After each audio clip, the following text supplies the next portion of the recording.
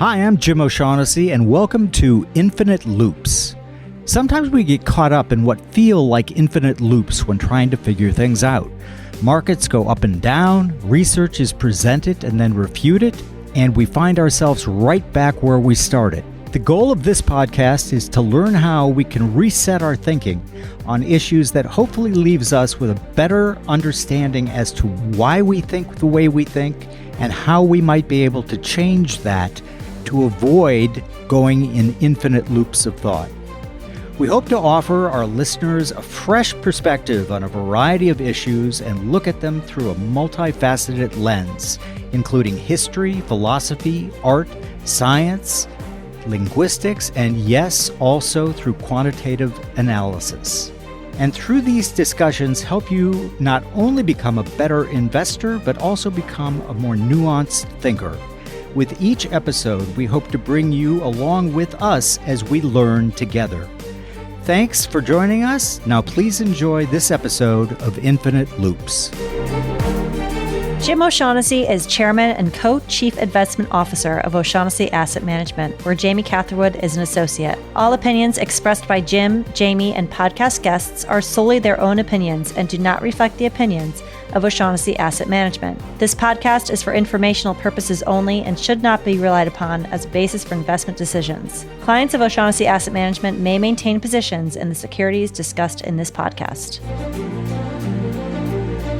Well, hello, everyone. It is Jim O'Shaughnessy with yet another episode of Infinite Loops. One of the things that I'm amazingly grateful for is this show lets me talk to super smart people who are much smarter than I am and can correct all of my errors. And today I have yet another on as a guest. My guest today is Lisa Feldman Barrett, who is a neuroscientist, a psychologist, and the author of 7.5 Lessons About the Brain and How Emotions Are Made. Welcome, Lisa. Thanks for having me. Well, thank you for coming on. So I love 7.5 lessons. Do you want to tell us what happened to the other half that would have made it 8? When I started to think about this book, I started with the question of why do we even have a brain? Brains are pretty expensive. That 3-pound blob of meat between your ears is about 20% of your metabolic budget. So that's the most expensive organ you have. And I thought, well, what the hell is it good for? Why do we even have one? And it turns out that's actually a really long and interesting story, but I only really needed to tell the first little snippet. That is the half lesson. Okay, so tell me that half lesson. If you go back 550 million years ago, animals didn't have brains. They got along pretty well without brains. They were able to move under their own steam, reproduce, and so on and so forth. And there's a really interesting narrative about how brains evolved and potentially even why they evolved and what is their most important job. The most important job of your brain is not to think or to feel or to see the world with any degree of accuracy. The most important job that your brain has is to regulate the systems of your body. Now, you and I, and probably a lot of our listeners, don't even think very much about the internal drama that's going on inside our own bodies every single moment of life. But there's a lot of complicated stuff going on in there, and it all has to be coordinated. And that's your brain's main job. And bodies got bigger, and animals were able to move under their own steam a little faster and a little wider range. And as they developed sensory systems, the ability to see and hear and so on, which these early animals also didn't have, they needed a command center, something to coordinate everything to keep them alive and well. And that's really your brain's most important job. So you see and think and feel in the service of that goal. Do you experience your life that way? I certainly don't experience my life that way, right? But that actually is what's going on under the hood. I have to tell you that when I was reading this theory of yours, I could not help thinking of the Jerry Seinfeld routine where he's scuba diving or snorkeling. And it goes something like he's swimming around and he's saying, oh, look, coral, don't die, don't die, don't die, don't die. Exactly. And can I just say also, you called it a theory, and I think it is a theory, but it's a theory not in the colloquial sense, but in the scientific sense. And in the scientific sense, a theory means a bunch of ideas that are backed up by a ton of evidence not just a bunch of ideas. I think that's important to say. I agree. And I've been actually trying to train myself to present things as thesis rather than this is what I believe, and you make the important distinction. Theories have a lot of evidence behind them, also need to be falsifiable. Absolutely. Do you know how people say the theory of evolution? Oh, it's a theory. Well, if it's a theory, that means it's got a shit ton of evidence to back it up, right? It's not just somebody's musings. Exactly. I love it. We are very simpatico on that. Yeah. Oh, well, that's just a theory. Actually, no. Got a lot of evidence. So I love reading that section. And I had read some other stuff that said basically the same thing. So my next question is, do you have a theory on how the higher functions, thinking, emotions, et cetera, I know you do. Can you explain that a little bit? Because I agree that our brain was formed to keep us alive, and that's really hard. There's a lot going on that we don't even think about. But then consciousness became emergent, and emotions, which we're going to talk a lot more about in a bit, other ideas. And the other thing I can't help but thinking about is the scarecrow from The Wizard of Oz, who says there's an awful lot of people without brains who are doing a lot of talking. But educate me, please, on, so it's keeping us alive, then comes emotions, thoughts, feelings. I think in order to understand how this works, it's really important to think about this from your brain's perspective. From your brain's perspective, it's trapped in a dark, silent box your whole life called your skull. And it receives information from the world, sights and sounds and smells and stuff. And it also receives information from your body about the drama going on inside your body, from your heart beating, your lungs expanding, temperature changes, metabolizing glucose, that kind of stuff. The thing is that the brain trapped in the box doesn't really know what's causing those changes. It only knows the changes. So the changes are outcomes of some set of causes, and the brain doesn't know the causes. It only knows the outcomes. So it has to guess. And sometimes people think like, well, why is that important? And here's why it's important. Because let's say you hear a loud bang. Well, what is that loud bang? Is it a car door slamming? Is it someone dropping a box? Is it thunder outside? Is it a gunshot? Well, that is a lot of uncertainty for a brain to deal with, which is very expensive metabolically. That level of uncertainty will make you feel pretty uncomfortable.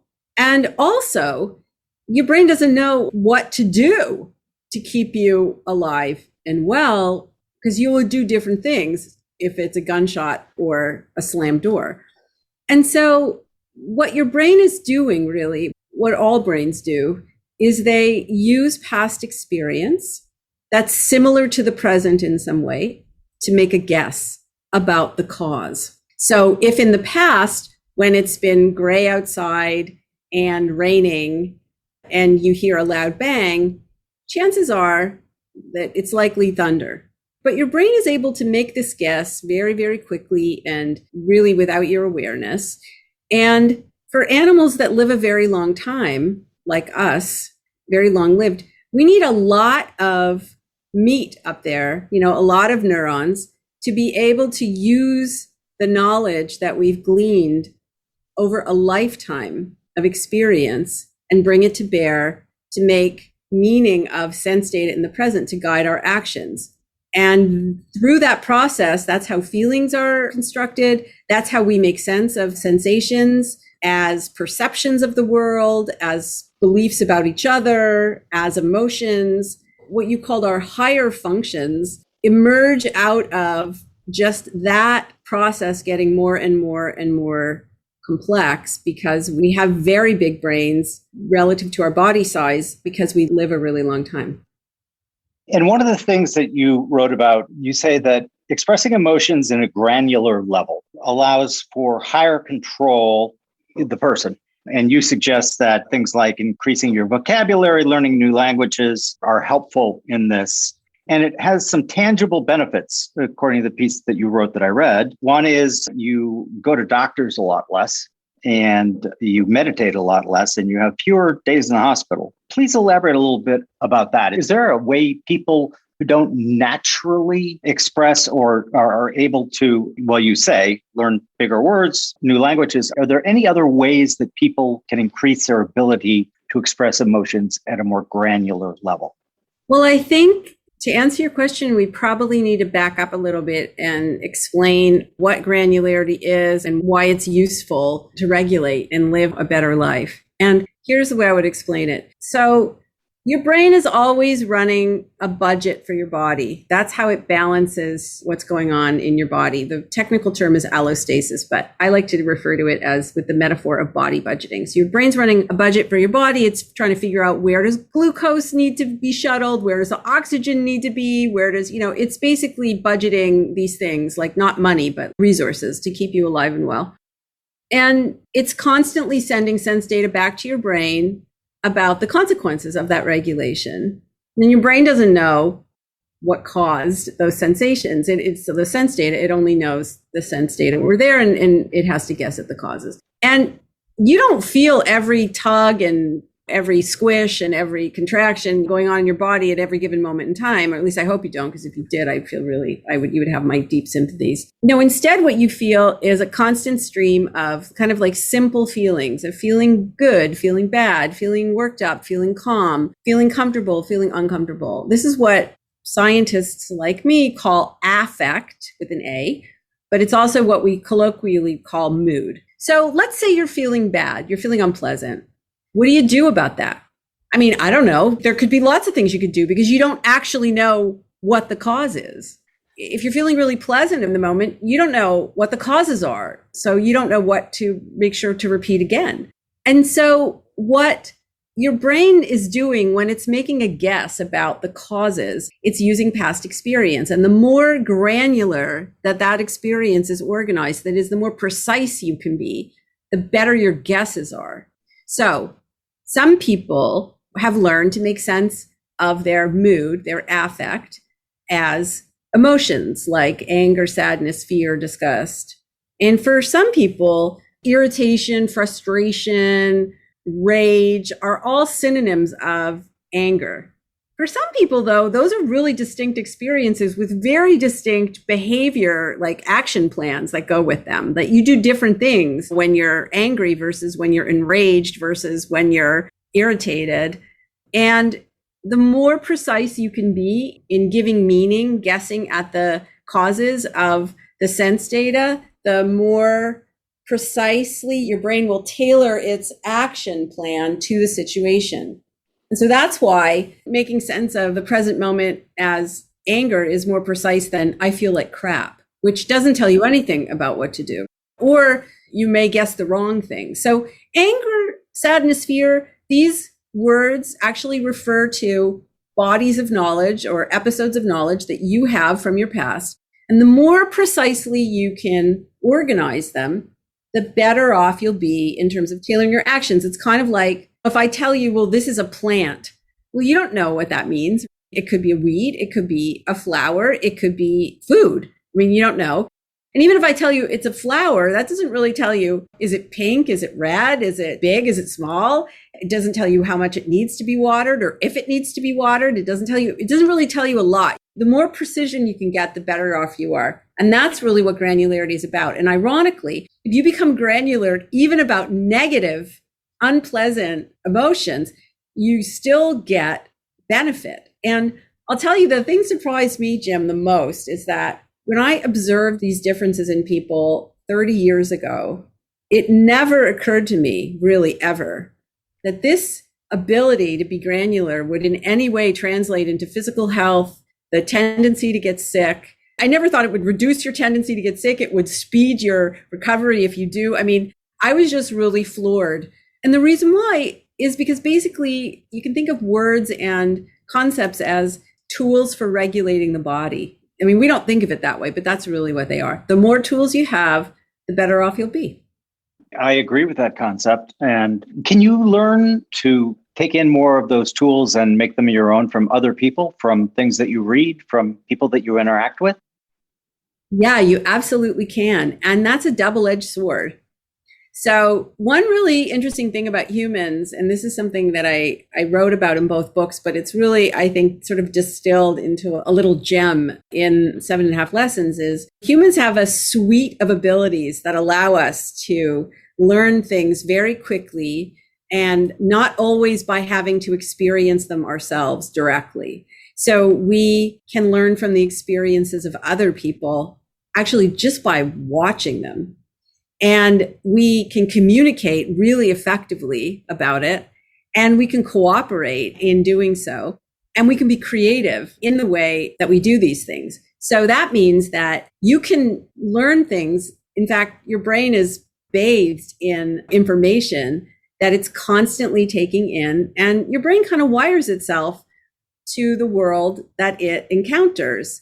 It does this really quickly when you're little, and it does it slower when you're grown up, but it's still doing it when you're grown up. So if you read books, see movies, talk to people over coffee, their experiences to some extent become your experiences. And like I said, that's a double-edged sword, because if you surround yourself with people who are exactly like you and believe exactly what you believe, then that's how your brain is wired too.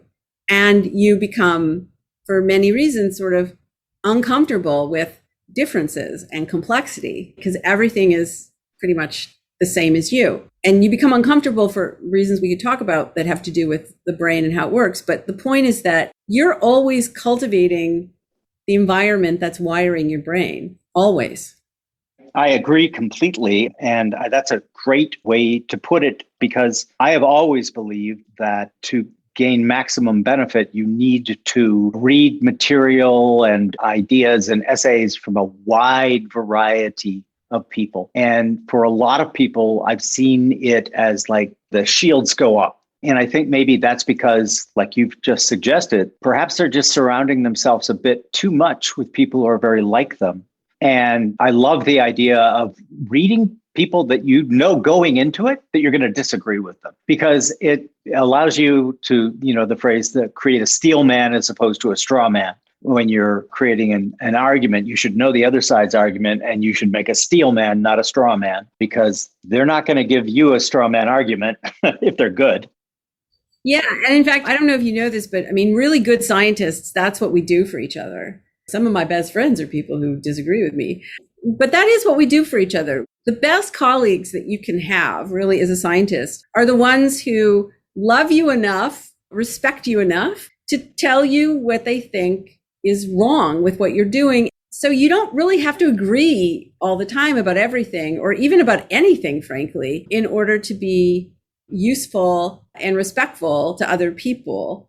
And I'm not kidding when I say I have some very deep relationships with some of my colleagues, very deep affection for some of them, and they have for me. I mean, we agree that science is important. We both breathe oxygen. I mean, like, it's at that level, right? That we're really... There's this thing called gravity. Yeah, right. Exactly. But we serve really important function for each other, because we're gonna make sure that they don't have blinders on for where they could be wrong about something. And yesterday I did this discussion with Tim Snyder, the historian at Yale, and we were on a show, on an NPR talk show called On Point, and we were talking about democracy, and he was talking about it from a historical standpoint and the networks of people, and I was talking about it from a brain standpoint, that is the blobs of meat inside people's heads. And you wouldn't think that how a brain works is important for understanding how democracy is important, but also fragile. But, there it is. I mean, there are some interesting lessons there. And those are lessons that people can actually apply even in their own everyday life. Oh, I love that. Can you enumerate some of them? Yeah, sure. So here's from my perspective, a really interesting thing. And this is just a speculation, but I think it's a reasonable speculation. So remember that your brain is guessing. It's making a guess about what sense data mean, because without that guess, everything is uncertain.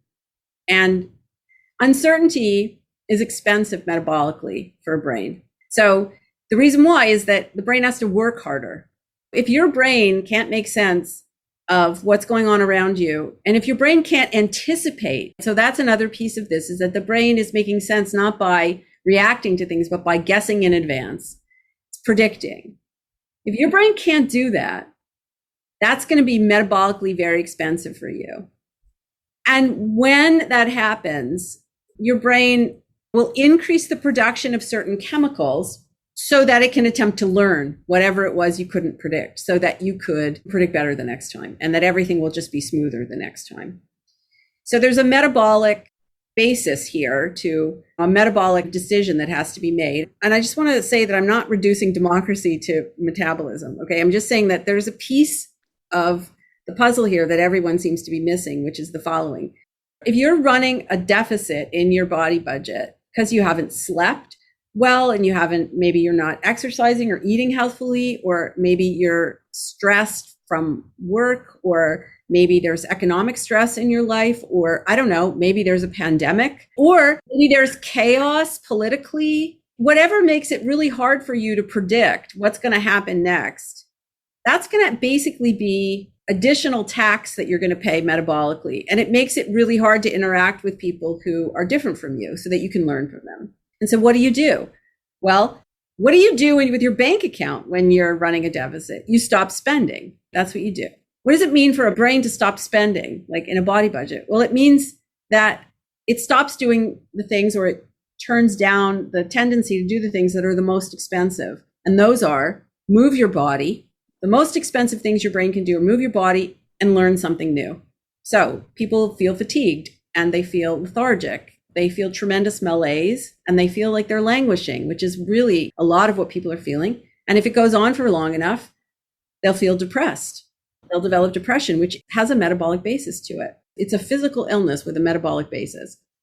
But also what it means is they'll start surrounding themselves with people who are just like them, because you can predict what they're going to say, and they're very predictable to you, and you're predictable to them.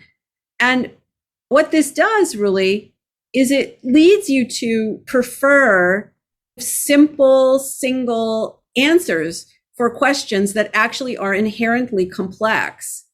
And that, my friend, is the path to authoritarianism, the preference for single, simple, answers where people are willing to trade their freedom, in a sense, to simplify things because they're really encumbered. And democracy, I'm not a historian, but historians write about democracy as what the founding fathers what their intention was with democracy. And democracy is complicated. It means compromise. It means considering lots of different perspectives, even ones you don't like very much. And it means compromising sometimes. So basically, democracy requires the ability to tolerate a brief withdrawal from your body budget, kind of like exercise. It's like an investment. But if you're already really encumbered, you don't have the spoons, as it were. You don't have any extra resources to invest in anything, and you won't. And I'm not saying that we can reduce all of the political chaos to this, but it is not a surprise to me that if you look at the historical conditions for when authoritarian governments emerge or when totalitarian governments emerge or political systems, it's usually when people are really, really, really encumbered already. And sometimes political landscape is made more chaotic for the purposes of creating body budgeting deficits that lead people to do what's it seems irrational, but it's actually very rational to stop spending when you're in a deficit. Yes, that is absolutely true historically as well. You have the French Revolution, you have the most chaotic time ever for the French, and you have the Reign of Terror, where all of the people of the revolution are suddenly executed. Pretty easy for Napoleon Bonaparte to emerge because, as you say, everyone is spent. They're absolutely spent. And so there's Napoleon, Germany with Hitler. Again, the Treaty of Versailles was punitive. That's ending the World War I. Very punitive to the German people. It enraged, to get back to emotions, it enraged the German people. And it also made them feel literally like they'd fallen off the pecking order, so to speak, of nations. Well, think about it, Jim. If your body budget is running a deficit, you're going to feel like crap.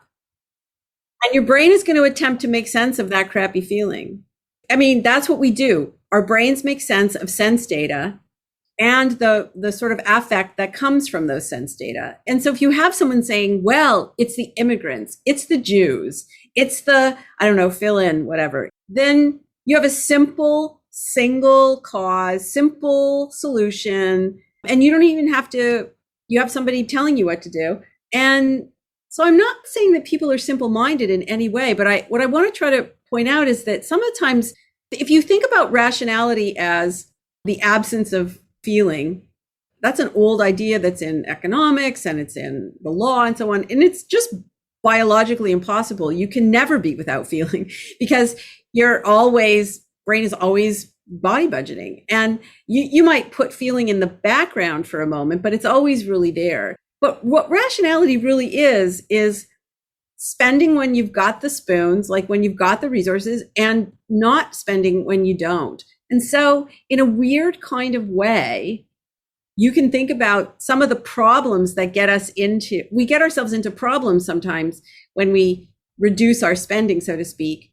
But actually, it's kind of rational. You could think of it as rational from a body budgeting standpoint, even though it's very, very, very problematic and undesirable for our outcomes in other ways. Why do you think that there are certain people who, despite chaotic times, manage to continue to thrive almost, and whereas many others, which I've written about and talked about a lot, fall into espousing and believing conspiracy theories because, again, there, one answer. It's because of X, fill in the blank, and that is a scapegoat. And we know the history of scapegoating. So why the huge difference? Is there something these people are doing that is better than the people who are? Well, honey, if I knew the answer to that, that's like the billion-dollar question. My guess is that there aren't simple single causes for things. So there's not one thing that some people are doing that other people aren't. I mean, my guess is it's a combination of many factors. The interesting thing about these complex systems is you can't really just pull out one factor and say, well, it's really that. It's like saying, well, all I really need to bake bread is flour. Well, actually, no, you need the flour and the yeast and the salt. And think of it this way. If you tried to bake bread without salt, it would taste like shit. I mean, it would taste like crap. When you taste bread, you don't really taste the salt, but it has to be there because the product is this complex emergence of a bunch of different factors. And it turns out illness is also like that.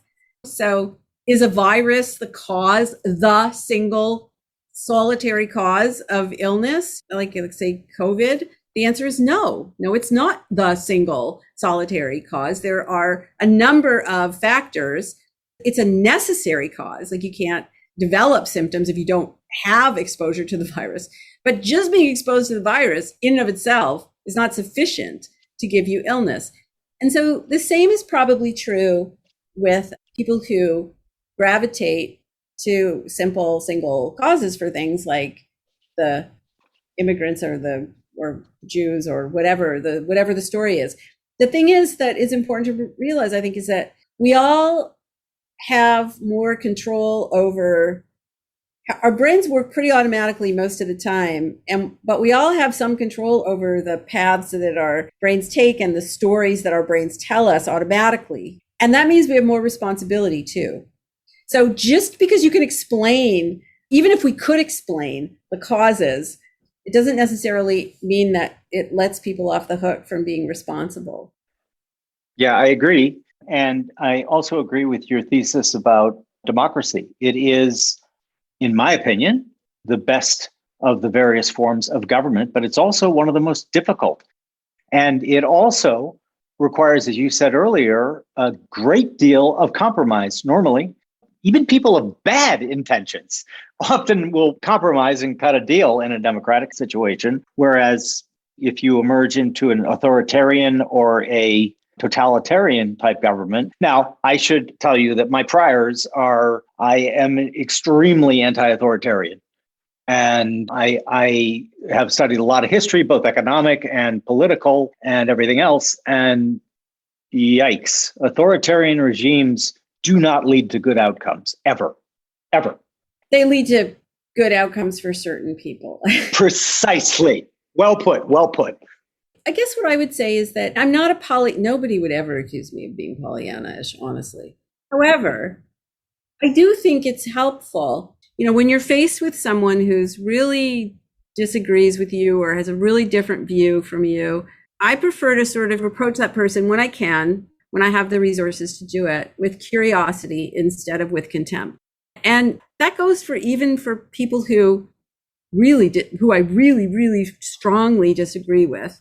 And I think it's easier to do that when you realize that, yeah, there are people who don't always have the best intentions, but most people have pretty good intentions. And it's pretty easy to find where their good intentions lie. There's something called the ladder of inference. So when you disagree with people, you start by to have a conversation, you start by finding common ground. And like we said, we're joking, like that common ground could be, we're both affected by gravity, or we both breathe air. But it could be we both have kids, or we both care about the environment. There are lots of things it could be.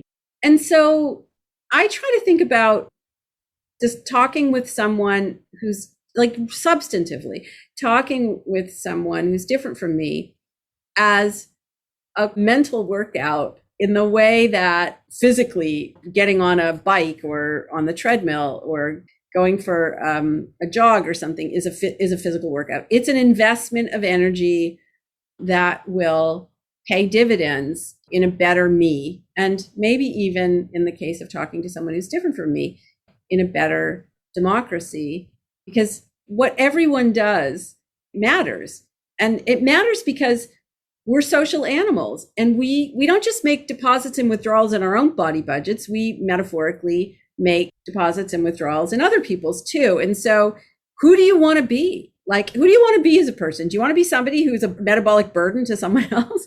Or do you want to be somebody who makes a deposit? And we have a choice about those things. And, understanding a little bit about how your brain works helps you make that choice, I think, a little bit more deliberately. I think that's a great way of putting it, too, because if an alien landed on Earth from a completely foreign environment and looked around, we are not, just by looking at us, we are not the natural apex predator of the planet. I mean, come on. We are helpless for the first 4 years, the first maybe 5 years of our lives. And so that alone led us to develop being social animals because we had to be social animals. I'm fascinated by that. But I do think that to flip it the way you're putting it, I like, because if we could get people thinking around the terms of, no, you know what? We may disagree, but I'm trying to make a deposit because I think that we all make deposits as opposed to withdrawals from the global brain, that is society. That's good for society. Does that mean that we won't have incredibly deep disagreements? Of course not. We will. We always will. That's sort of the idea of progressing as a society, I think. You're 100% right. And democracy, as far as I understand it, requires that diversity. It requires variation and diversity of thought. That's the whole basis of democratic functioning. And so we have to be able to not just appreciate it, but maybe even cultivate it. Sometimes I do wonder if people dismiss the idea that fashion affects anything outside of fashion, but there's also thinking fashions. And when the United States was formed, we had the great good fortune to be formed during a time when the fashion was to be the age of reason, the Enlightenment, etc. And then you look at when India split from the UK, the fashion then was socialism. Everyone thought the future was going to be socialism. What's your position on the idea of memes as viruses of the mind? I think that's a great metaphor. I think it's a fantastic metaphor, actually. Remember that brains wire themselves to their world, literally. So your brain, when an infant is born, their brain is unfinished. So an infant brain is not a miniature adult brain. It's a brain that's waiting for wiring instructions from the world. And that world is a physical world with gravity and with light and dark that happen, that change over time. But your brain is wired to the specifics of your body. So your visual system finished wiring itself in relation to the distance that your eyes are from each other. And so The shape of your ear was influenced how your auditory system finished wiring itself. And so this is a really normal thing for brains to do. And the really interesting thing is that this is continually happening throughout your entire life. So it's just in adulthood, it happens slower. But your neurons are always foraging, sending out little probes, little tendrils, trying to connect with each other and trying to learn new information, even though it's expensive to do. That's really what neurons do. The thing is, if something is repeated enough times, not only are you going to learn it, it's going to become really automatic, kind of like driving, where remember when you learned to drive, first you had to concentrate on everything. It was so hard and it was right. But eventually it becomes like super automatic, right? And that's what memes do. And that's what you call fashion, like a fashion does. In anthropology, this is called cultural inheritance. It means that genes are not the only source of transmission of information from one generation to the next. We have the kind of genes, we have the kind of nature that requires nurture, that requires learning. So this whole idea of like, are we the product of our genes or are we the product of our environment? That's not even the wrong question to ask. If something is repeated enough times, you start to use it automatically. And when you use knowledge automatically to make predictions and make sense of things, that feels good. And it gives fluency. It feels pleasant because there's not a lot of metabolic cost there. And as a consequence, you come to feel that it's natural. That is, that this is the natural order of things. Because it feels that way to you. And it is natural in a sense to you because your brain was wired that way. But if you go somewhere else, you talk to somebody else, it's not natural for them. And that means it's not really natural in some absolute sense. You bring up a really good point, that of aggregate cultural evolution. I've read some interesting things about how the exterior world that our brain is trying to figure out can actually rewire our brain and change it. So I was reading a book about the weirdest population or something. Yeah. So I enjoyed that book and I enjoyed the point, and I want to get your take on it, where the author is saying, if you look at a picture of a brain that has learned to read, it fundamentally looks different than the picture of a brain that has not. What are your thoughts on that? Well, first of all, it doesn't really matter what my thoughts are. It matters what the data say. The data are super clear on this point. So the wiring of the brain in very profound ways actually looks different before and after someone, like a child, is pre-verbal versus post-verbal, and also before and after learning to read. Every time you learn to do something new, your brain is changing its wiring. If you believe that functions are localized into little islands of activity in your brain, then you could imagine that only one little island would change when you learn something like language. But that's actually not how your brain is structured, and it's not how your brain functions. There's no spot in your brain for language, or a spot in your brain for thinking, or a spot in your brain for emotion, or a spot in your brain for Jennifer Aniston or whatever. There was once a paper about Jennifer Aniston neurons. That's not how your brain really works at all, actually. Well, that brings me to another thing of yours that I read that I'd like to have you explain, which is the 3 myths that deserve to die about the brain. And the first is cortisol causes stress. The second, the amygdala, is the source of fear. You tell me the third, because I can't read my own handwriting. The third is that our brains evolved like layers of sedimentary rock. Yeah, there we go. I love that one. So explain each of the 3, please. It's very, very popular, both in science and outside of science, to refer to cortisol as a stress hormone. So the stress happens and then cortisol is produced, and that's an indicator of that you're stressed. Cortisol is a class of chemical called a glucocorticoid. It's a big word. What does it mean? It means that it's a chemical that's important in helping cells to metabolize glucose.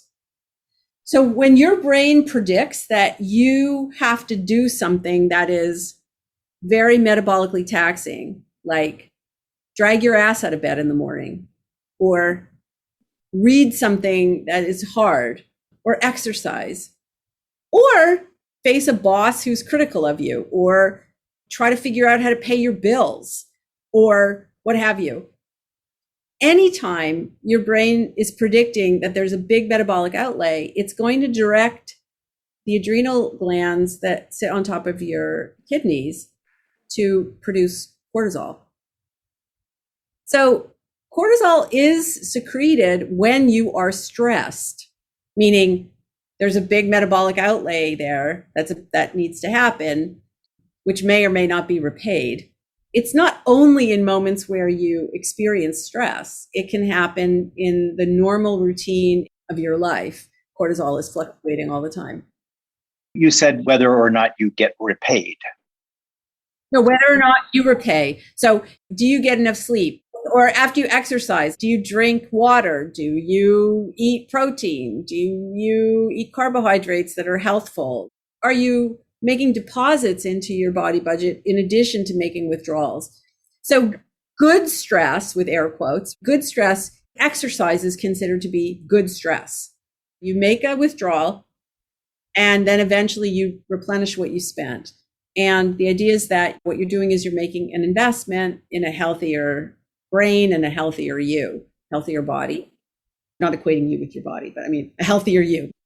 But stress can also be chronic, what's called chronic stress or bad stress. And that's where your spending isn't repaid and it's not replenished, or you're spending so much and you're spending so inefficiently that a deficit starts to accumulate. And so the secretion of cortisol in and of itself doesn't indicate adverse circumstances. It means that your brain is predicting you're about to make a big metabolic outlay and you need glucose into your bloodstream quickly. It's part of that whole system. So thinking about it as stress really misses the point, I think. Are there methods, though, in which we have learned to essentially cause that to happen? In other words, we were talking about totalitarian and authoritarian governments earlier. Are there ways, tricks, if you will, to put people into a position where the brain thinks, ooh, I've got to really make a big investment here, and essentially trick them into releasing cortisol? Well, it's not really a trick. Your brain's making predictions based on past experiences. So if you live in a world where chaos reigns, every moment of your life is an expensive moment. Think about it this way, Jim. We live in a world filled with like just everyday life. You don't even have to pick up a newspaper, right? Everyday life is just filled with casual brutality. People just speak to each other in absolutely horrible ways. One person says to another person like, hey, fucker. And you're like, is that hi, nice to see you? Is that I'm not happy to see you and I might actually punch you right now? Or like, hey, bitch. What does that mean? Is that good? Is that bad? Does that mean we're friends? Does that mean we're enemies? Like, what does that mean? And I mean, that's just one really small example. And I guess what I want to say is when I talk about this, people get the idea that I think everyone should be nice to each other. And I actually do think everyone should be nice to each other. It doesn't mean we can't disagree. It doesn't mean that we can't vigorously disagree. But I do think that we should be treating each other with a basic modicum of dignity and respect, because to do otherwise is actually a public health problem. Like to behave otherwise makes it more expensive for other people to be around you. And over the long term, it's not going to cause a problem today or tomorrow or after 3 sentences or 4 greetings, but over the long term, over years, every time you secrete cortisol to prepare for a metabolic outlay that isn't coming, you get it wrong. You're preparing for a stress that isn't there, let's say. You pay a metabolic tax. And those little taxes add up over a lifetime to make you more vulnerable to metabolic illness in middle age and old age. And what are those illnesses? Heart disease, diabetes, cancer, depression, Alzheimer's disease. How you conduct yourself today, it's like a little piece of sand that gets thrown into an ocean, but eventually, over a long period of time, it matters. That's what I'm saying. Understanding what cortisol is and how it works as part of your daily life, I think it's an invitation to understand some of these larger issues, which let you consider what kind of a human are you exactly, and what kind of a human do you want to be, and what kind of an impact do you want to have on other people. Very refreshing. I admire that way of thinking. I have been thinking about manners. I'm 61, and when I was being raised, that was the one thing my mother beat into me. And I was having a conversation with a friend the other day, and we just came to the point where you hear many people say, oh, well, manners are hypocritical, or you really should say exactly what you mean. And my thought is, okay, yeah, I almost always say exactly what I mean, but you don't have to be rude to other people to say what you mean. Exactly. You can say, I respectfully disagree with you. Or you can say, I'm going to play devil's advocate right now. And the value of doing that is two things. One is it's saying, I'm letting your brain predict now. I'm making myself predictable to you. I'm going to now challenge what you just said. But you might be challenging the thought or the behavior. That's different. Disagreeing with a thought or a behavior is different than disagreeing with a person's worth. I completely agree with that. Why do you think, at least it seems this way to me and others, that as a society we have, well, we know you've explained one of the reasons why people go seek simplicity, but it does seem to me that people today are making their belief system, which I always say I'm probably wrong because I've studied history, and like the smartest people from 300 years ago were mostly wrong about everything. And literally, it's only through the scientific method, as you outlined earlier in our discussion, that you can actually learn an error correct. So it's fine with me to be wrong. But why do we see, or maybe I'm wrong, maybe I have a fallacious view of this, but it seems to me that people are equating their beliefs with themselves, and they see any disagreement with that belief as an attack on self. That's for sure. And I have to say that also happens in science too. Part of the process of science is being wrong and learning from that. So there's a wonderful book, actually two books, that written by Stuart Firestein at Columbia University. One's called Ignorance and the other is called Failure. They're tiny little books, like they're very small, very quick reads, but they're just masterful. And I like Ignorance better, that's my preference of the two, although they're both really good. All my graduate students and postdocs have to read them. They're required reading in my lab because they're opportunities for discovery. And everything is stacked against you in science in a way, because the incentive structure of science is based on being right. Certainly, I've been wrong about some things. The data have not supported my hypothesis and pointed me in a different direction. I try to be gracious about that. And I have tremendous respect for scientists who make a course correction in their work because they discovered they were wrong about something. But I think that's really hard to do. For example, so people look at the president, like Joe Biden or any president really, or any politician, and they'll say, well, you believed X. You believed this 10 years ago, and now you've changed your tune. You're really inconsistent. Or maybe he just learned, like maybe he just was exposed to new information or exposed himself to new information and learned it and then changed his mind because he's responsive to evidence. So I don't know all the reasons why it would be hard for people to pay attention to the evidence, but there's a book by a historian of science. Her name is Naomi Oreskes. She's at Harvard. She's written two books. One is called The Merchants of Doubt, and the other is called Why Trust Science.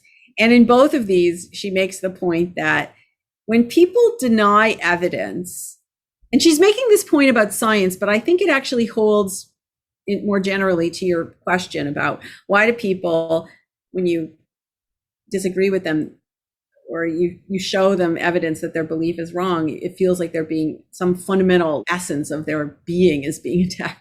She makes the point that when people deny evidence, like scientific evidence, they're probably not really denying science. The evidence has some implication for something else that they don't like or that's threatening to them. And that's really the problem. And so I have to think that that's really at the heart of this. And maybe it's something as straightforward as when you're wrong about something, it means that you have to learn more. And usually that means complexity. So maybe it's that. But I suspect that there isn't really one reason. What I often tell my students is that when you are reading something or you're talking to somebody or you're listening to something and you think your response in listening is, that's exactly right. That person's brilliant. This is exactly correct. In those moments, as well as in the moments where you listen to someone or read something and you think, that's just crap. That's just garbage. In both of those moments, you should use your affect as a cue to pay attention, because something has either confirmed a deeply held belief or challenged it. And your job as a scientist, and I would actually say just as a well-functioning person, is to unearth those assumptions and hold them up into the light of day and evaluate them, consider them from all sides, and intentionally adhere to them or discard them. But don't just be driven by the automatic predictions that have been wired into your brain as a consequence of where you grew up or who raised you or the situation that your brain was pickled in. That is something I have attempted to do most of my adult life, and it's hard. It really is. It's hard. It's sometimes time consuming. It feels crappy sometimes. It's a constant stance. We just keep coming back to the same idea, which is who you want to be and what kind of a person do you want to be. And when you come to the end of your life, when you look back, do you want to feel satisfied or do you want to feel regret? Do you want to be the kind of person who allows other people to be their best selves or not? What does your best self look like? I just think that it's not bad to consider these questions once in a while. I agree. It became habitual with me. I document a lot of these thoughts. And if you looked over there, you'd see just piles and piles of these journals. I think it's very good. I think it's also very good for you as a person to write down, I think this. And as you're writing it, you see very quickly whether you know what you're talking about or not, or even if you understand the concept. And it's just great as feedback to you. But then you've got to look and read others, listen to others. And then I love the notion of training yourself when you're feeling, oh man, I so agree with this person. For me, I immediately, that's like okay, I got to stop. And so I've trained myself to do this. I got to stop and figure out, they attribute everything to Mark Twain, of course. But one of the things that they attribute to him is whenever you find yourself on the side of the majority, it's time to pause and reflect. And I love that quote. But also the opposite. And I think even the opposite's even more important in a way, because the opposite, at least the way I interpret it, shows the limitations that you've built into your thinking. And some of them can be really, really defeating. If, as you say, your goal is to be a good person, lead a good life, and succeed even. And it doesn't matter really what profession you're in. If you don't error correct, you're just going to be in stasis, and that's not fun. Yeah, and I think most of us don't want to just survive. We want to thrive, and thriving requires error correction.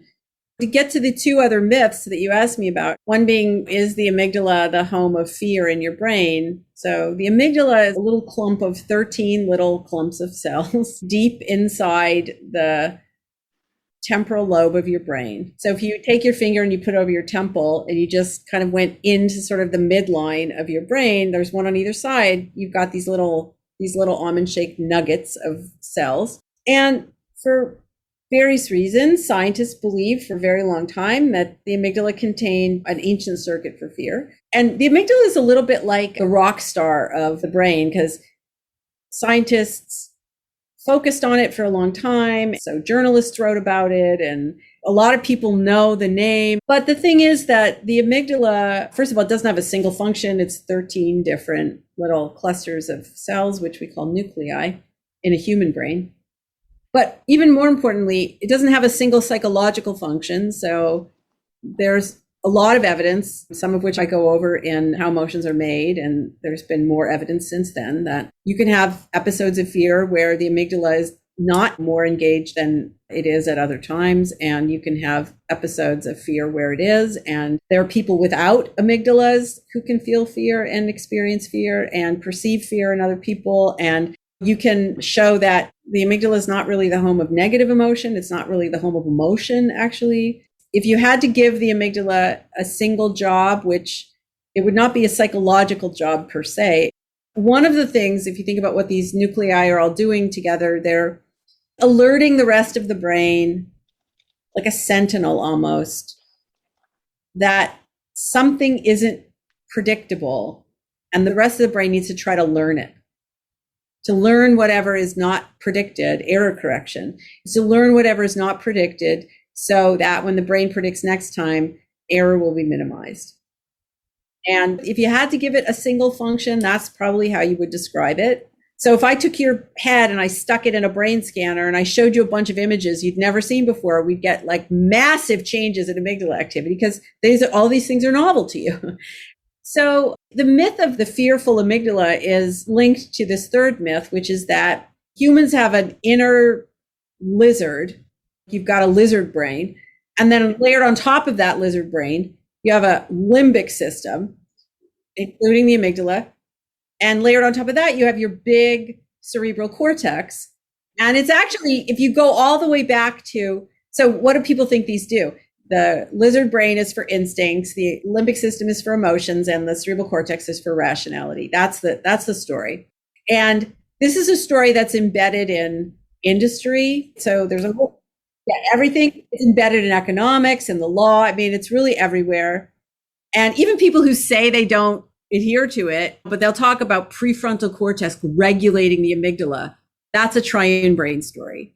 And it's so old though, Jim, you could go all the way back to Plato, and a human psyche is made of three parts. It's two wild horses, the beasts, one for instincts, one for emotions, and then the human charioteer, who is the pinnacle of rationality kind of thing. So this was believed for a really long time in neuroscience until scientists were able to peer into the machinery, the genetic machinery of neurons.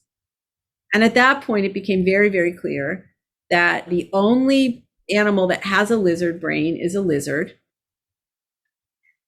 And that really all mammals, and maybe all vertebrates, but that's a bit of an inference, have the same brain plan. And the developmental plan is the same. But what changes are the duration of the stages. And if a stage runs for longer, you get more cells, and that reorganizes that part of the brain. And so you can look to other, and this is still a debated thing, but generally speaking, nobody is debating the idea that the triune brain exists, because it doesn't. It's not how your brain evolved, and it isn't really how your brain functions. So it is a myth. And so anytime anybody ever talks about a lizard brain, your lizard brain getting the best of you, they haven't read my book. Well, what about The Master and the Emissary? What do you think about that book? Oh, well, I would say in general, is as much evidence for the left and the right hemispheres doing different things as there is evidence against it. So I tend not to think that that's the case. I tend not to believe that story because I don't think the weight of evidence supports it. So you use phrases that are near and dear to my heart because we're quantitative investors at my company. So evidence, that's how we make our decisions. We listen to the data because we think the cumulative data is smarter than I am, certainly, and the weight of the evidence, because that's the way we build models, actually. Exactly. Well, that's also how your brain builds a model. And except what it's weighting, it's using its relevance to regulating the body. So when scientists talk about reward or they talk about value, really what they're talking about is how much is this information important for regulating the body in the future? Your brain makes predictions about this. But as a scientist, for me, evidence is everything. Do I like being wrong? Not particularly, but I will capitulate to the evidence. You have to if you want to move on. Well, no, you don't actually. So what would happen if you built an investing model and you didn't pay attention to the evidence, but you kept using it? I would fail, most likely. Right, you would fail. You would fail, but it might take you a while to figure that out. Oh, yeah, no question. And in the process, you could probably do like quite a bit of damage. No doubt about that. The other thing that I wanted to ask you about is we hear everyone saying that there's a huge replication crisis. And you have an interesting take on that, which I think is right and refreshing, if you don't mind. Getting back to simple single causes, there is an idea of how causation works, which is referred to as the machine metaphor. What that means really is just that something works like a machine, like an engine, like a car engine. And you can trace this metaphor all the way back to Descartes. By the way, he has a lot to answer for, that guy. Yeah, he's also a product of his time. But in psychology and in neuroscience to some extent, but really very strongly in psychology, the assumption was for a very long time that the mind worked like a machine, or the brain works like a machine in this very mechanistic way with one or two causes. So all you have to do is measure or manipulate one or two things, and you should be able to predict the outcome of behavior.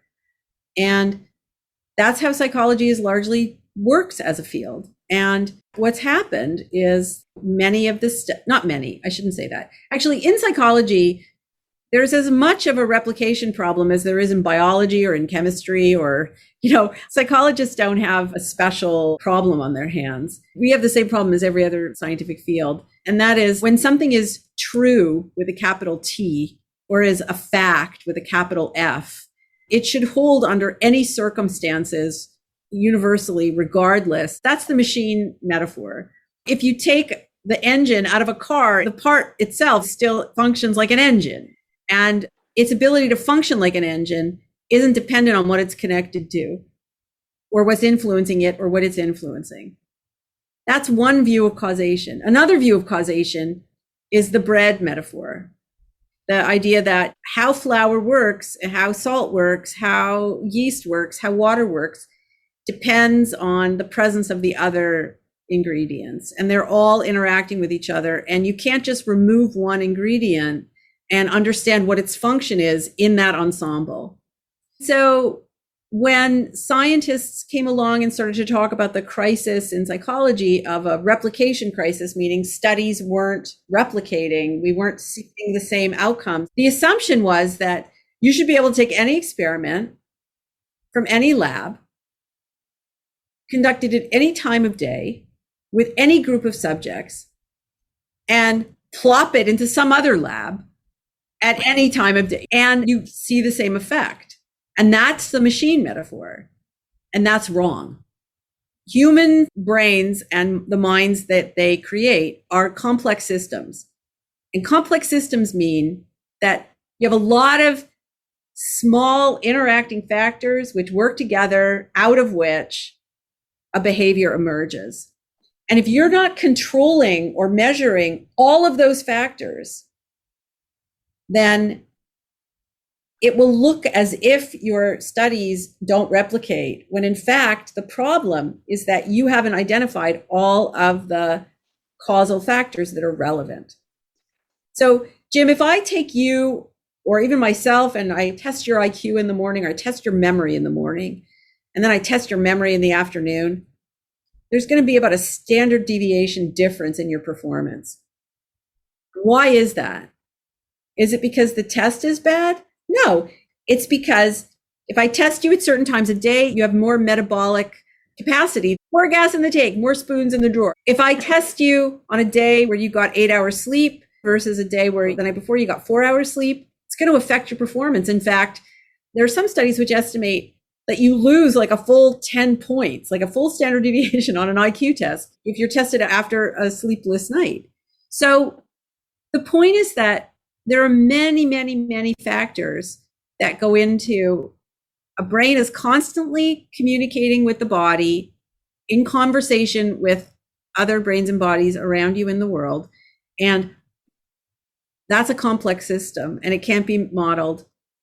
I would say there's a crisis here, but the crisis isn't that people are faking their data or that scientists are sloppy in their experimentation. I would say the crisis is they have the wrong understanding of causation. That's the problem.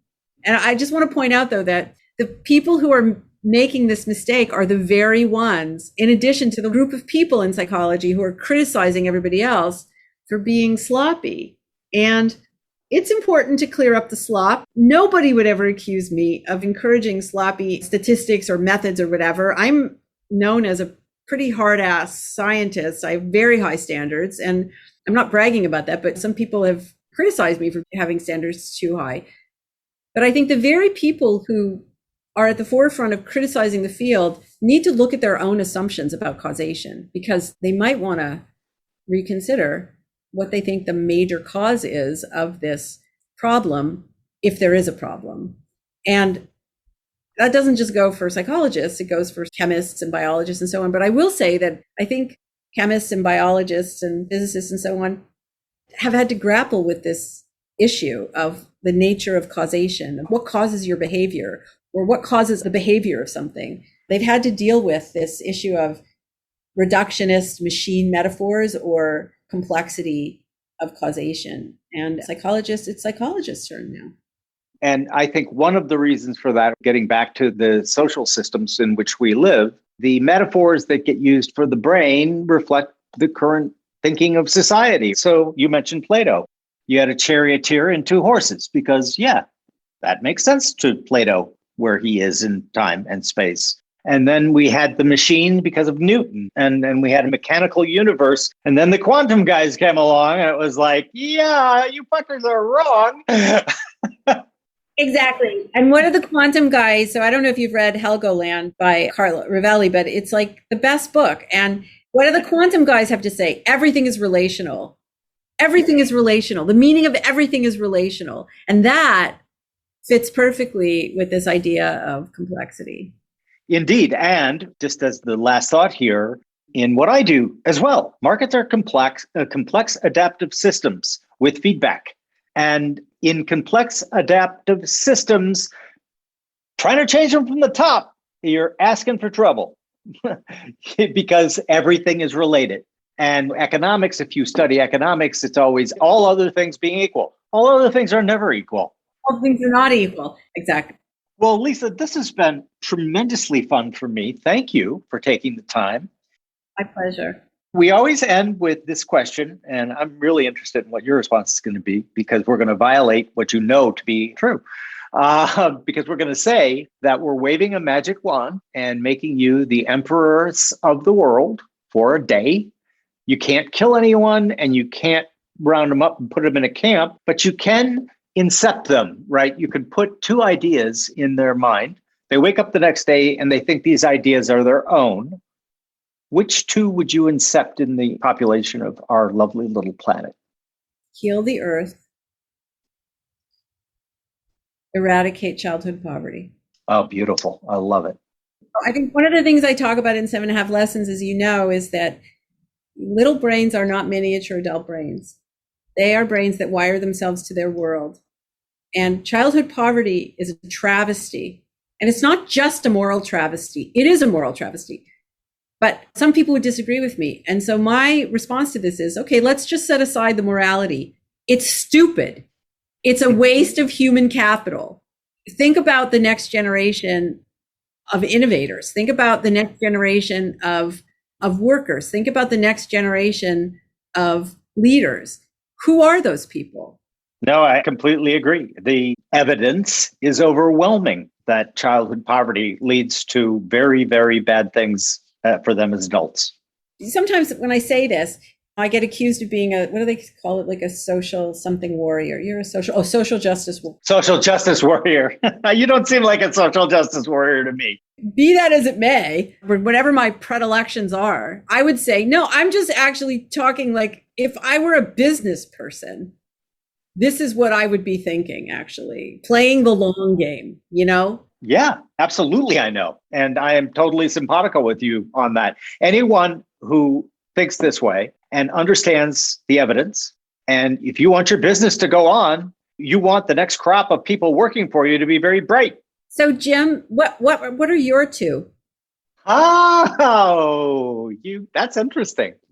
So my two would I've never asked myself this question. So you're taxing me here metabolically. My number one would be, you're probably wrong. In other words, understand you're probably wrong and be tolerant, I guess would be my two. Because we are probably wrong. And if we aren't tolerant, it leads to really bad things. All right. Just a pleasure. For me too. This is awesome.